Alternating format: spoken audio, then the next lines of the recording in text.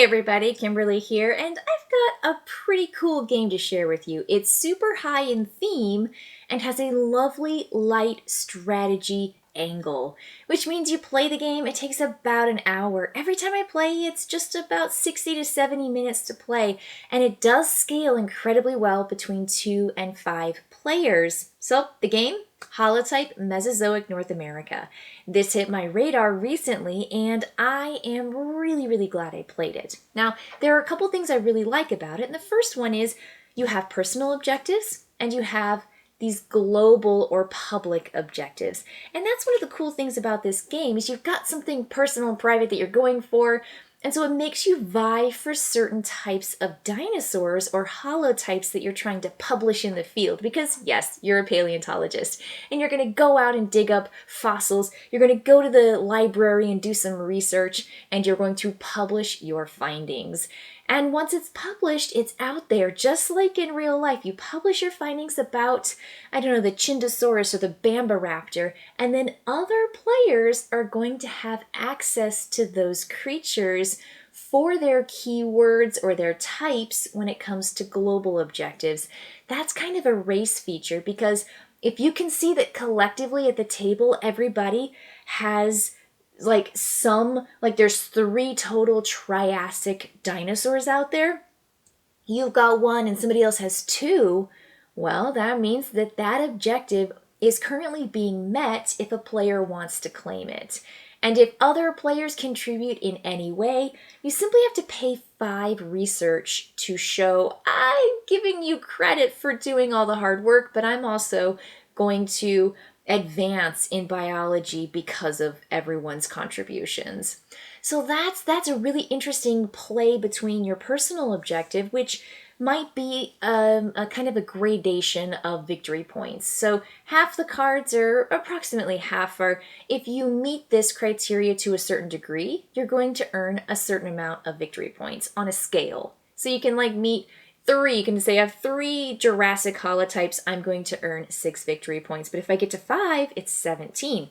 Now, on the other hand, other personal objective cards are all or nothing. I've met it or I haven't met it at the end of the game.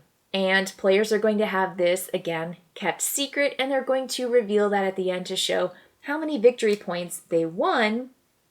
But we're all looking at the global objectives. And that interplay is just really good. It's really interesting, and it just makes a lot of sense. I like that it just is intuitive. And so that's the first really cool thing about this. The other thing, I really like a good worker placement, and I like a positive worker placement in a sense that generally in worker placement, if I put my paleontologist, which is my biggest, strongest, smartest worker, if I put them down on a space, that space is blocked. But in Holotype, you don't block spaces necessarily. You just stay in a space until one of 2 things happens. You take back all your workers and you gain some research, because everyone's bringing back all the stuff they have from the field, and they're, giving you just a little bit of research and progress. Plus, it's kind of a bum turn in the sense that you're not placing a worker because you have to take everyone back. So it's kind of like you do, hey, take everyone back, my turn's over, right? It's just really fast turn. So that's one way you get your worker back. The other way is if somebody else places a worker of equal or higher value. So if I place my paleontologist in a space, in an action space on the main board, somebody else can bump my worker and then give me my worker back to my active space. And that's great. That's so cool. So players have to negotiate, am I willing to bump another player out, giving them back that active pawn because I want that space so much? And there's always not enough spaces for player figures, especially once the grad students enter the picture. In the beginning of the game, you only have access to your field assistant and your paleontologist, but after you publish your 3rd dinosaur holotype, you gain your grad students, and they're kind of like a middle hierarchy. So paleontologists bump paleontologist and these 2. Grad students bump grad students and field assistants, and field assistants only bump other field assistants. So they're kind of tough. And they also, the field assistants, don't usually get as good an action when they go to a location. And they can't even go to the publishing journal location because they haven't gone to enough school, I guess. They're just assisting you. They can't go out and publish your work for you. So I like that this is a positive and continuous worker placement game. It's just kind of cool. It's kind of clever.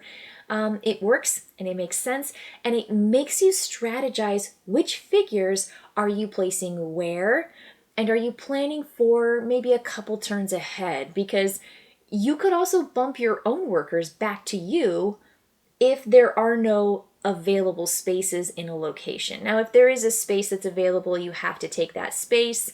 But if they're filled and you are following the hierarchy rules, you just bump and you send that worker, if it's yours, back to you, or if it's another player's, back to them.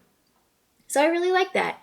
And there's another feature that's kind of cool too. When you go and look for fossils, you actually flip over these field expedition cards, and they depict a particular type of fossil, which comes from either the Cretaceous, the green cubes, the blue cubes are Jurassic, and then the purples are Triassic. And so you go and you roll these dice and you say, well, green dice, it's probably more likely I'm going to get more green fossils than I'm going to get blue fossils than purple. But you only have to get to roll one type on a card. You might get a re-roll. You might get a trace fossil that you get to draw from the top of the deck. You get to add on to a published dinosaur for more victory points and potential global objective contributions. And I like that you just roll dice and you're like, I got this many! And you just grab the cubes and you put them in your fossil storage, which, yes, of course, is limited, which is so frustrating. But if you want to build a milestone advancement, which everyone gets at a consistent, regular, and expected time in the game based on published dinosaurs on this advancement track, you can build an extra storage space. And that means you get to keep even more fossils. So it's just fun, intuitive, clever, well-themed, and there's a lot to like about this game. Again, I love the dinosaur cards, I love the iconography, I love the variety of those personal objectives, I love the variety of the global objectives. I super duper appreciate that actions are fast. Actions are just place a worker, or take all your workers back, or any number of workers. You can even have some, and you don't have to wait until you spend them all to bring them back. And meanwhile, you have to consider bumping other players' pawns, sending them back to their active space. It's just really, really cool. And the game lasts a certain amount of time, which I say 60 to 70 minutes every time I play, because there are 2 end game triggers by either filling the amount of cards on your global objectives based on the number of players. So for 2 players, it's 2 cards are filled. And then down here, it's the track, which is 18 holotypes have been published with 2 players. That makes the game concise. It makes the game exactly the same amount of time pretty much every time I play. It's so just well designed. It's very tight. The 5 action spaces, you want to go to all of them. You do. At some point in the game, you're like, oh, I really need to go to the specimen lab and get more holotypes. Oh, I just need so much research. I got to go to the research library.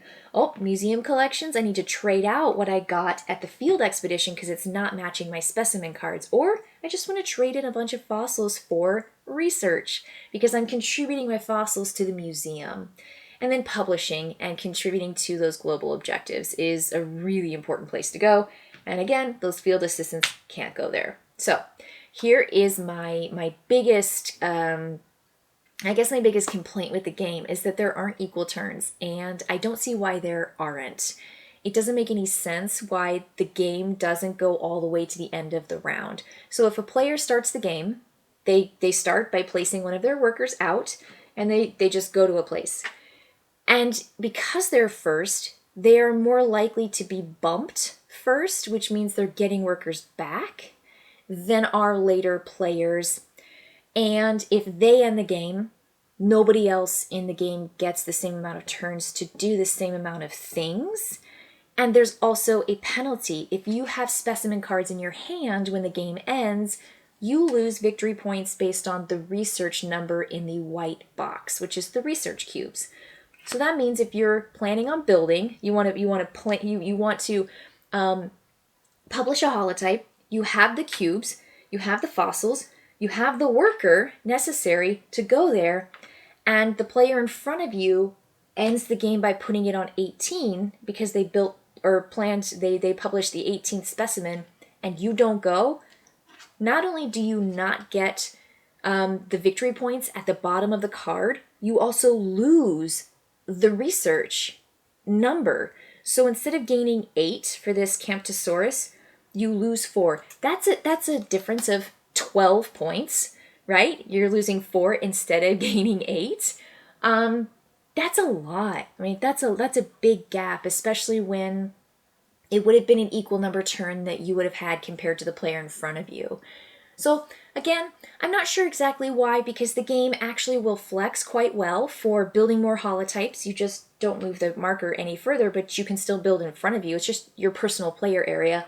And then the global objectives is 2 cards, which means there's always another card that hasn't been filled up. So players could even claim more global objectives if they had the opportunity to, which, every game I played, it didn't have equal turns, and players were prepared to do one of those 2 things, and they weren't given the chance to. So I think that's probably just my biggest critique, and again, after playing this game several times, I'm not sure why. I don't know exactly. The game can be triggered, and I don't know why it doesn't just last all the way around, especially in a higher player game when you're waiting quite a bit of time to come back to your turn and really needing that last turn before the game is over. You might want to ditch your cards, you might want to go publish, you might want to go and contribute to global objectives, whatever it is. I mean, it could even be about your personal objective. If I had my last turn, I could have done that and this, and it would have triggered this. And so you're really losing out on a bunch of victory points simply out of luck. Turn order is just luck. You just roll a die and say, I start the game. And if you start the game, good on you. Every person that starts the game in Holotype that I've played actually wins. So I don't know.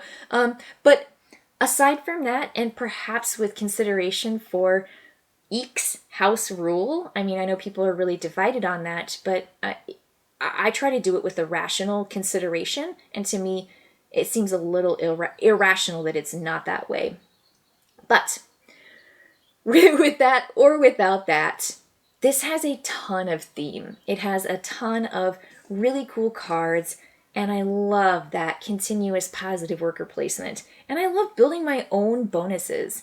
And the fact that everybody gets bonuses at a consistent and expected progress or pacing is really cool. I like it. I like it a lot. This is just the perfect 5 actions that you would want in a game. And there's just some nice light luck with the trace fossil draws and with the field expedition draws. So I think it's cool. I really do. I think it's cool. And it scales super well between 2 and 5. Or I guess between, that range. Because there are boards that fit it. So yeah, you've got your 2, 3, your 4, 5 for your advancement track. And for your actual action board. I mean, everything is included. So double-sided. Good quality. I really love the player boards and the little cardboard milestone advancements. Nice stuff and fantastic iconography. All right, thanks again for joining me, and I'll see you next time. Bye, folks.